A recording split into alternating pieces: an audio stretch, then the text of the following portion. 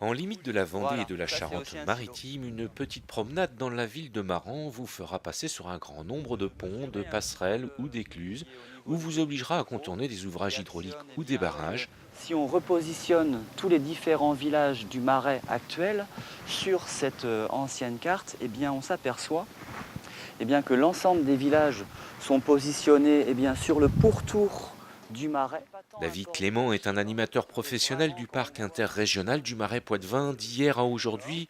Il présente à ses vacanciers un rapide historique de la construction par l'homme du Marais Poitevin. Ainsi, à l'époque gallo-romaine, la ville de Maran était une presqu'île.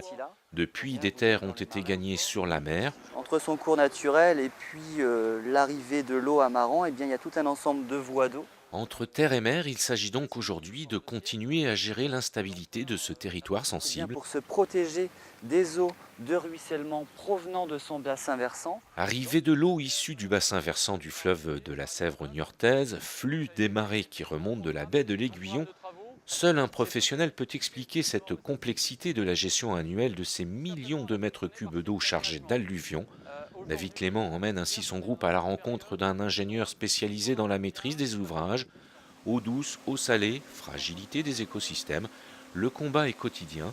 Des ingénieurs inventent ainsi de nouveaux systèmes, adaptent des bateaux pour évacuer l'excès de sédiments.